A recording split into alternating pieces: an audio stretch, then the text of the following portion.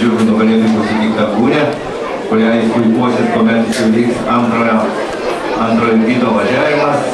Na, o mes dabar galime linkėti tik sėkmės pirmojo važiavimo dalyviams. Kaip jau minėjau, tas prizo vertė 1500 litų. Distancijos ilgis 1600 metrų ir kaip matome, jau starto automobilis didina greitį, o tai reiškia, kad artėjame prie starto linijos. Taigi startuojama. Na ir kol kas žirgai pakankamai pajėgus ir kaip matome, ryškaus lyderio nėra, nors matome, kad Sakalas jau išeina į priekį pirmajam viraže. Sakalas veda važiavimą. Antroje vietoje kol kas įkandin bėga Undinėlė Ola.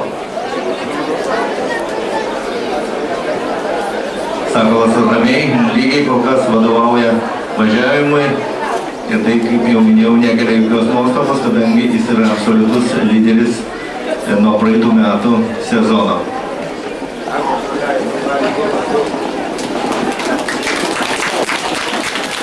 Kol kas Sakalas neturi problemų.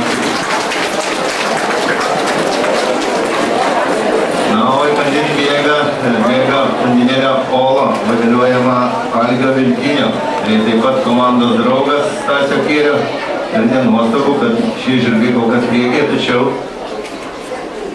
jeigu sugebėtume įžiūrėti numerį, tai būtent Undinėlė Ola šiame viraže įsilygina dar vienas duetas. Sakalas kol kas ramiai kontroliuoja situaciją ir ryškiai pirmauja važiavime. Na ir matome, kad bando. Į antrąją poziciją įsiveržia Rodney Augustinų. Na ir Undinėlė Ola toj pat pranašumą panaikina. Undinėlė Ola antroje pozicijoje, o Sakalas ryškiai pirmauja, kontroliuodama situaciją. Na ir dabar lieka paskutinysis viražas, kuriame viskas įsispręs. Finišo tiesioji. Sakalas priekyje, Undinėlė Ola antroje pozicijoje, Rodney Augustinų trečioje pozicijoje. Tai ir finišas. Matome, kaip finišuoja puikiai. Sakalas pirmas, antroju finišuoja Rodney Augustinų, trečiojų finišuoja Undinėlė Ola. Toks trejetukas.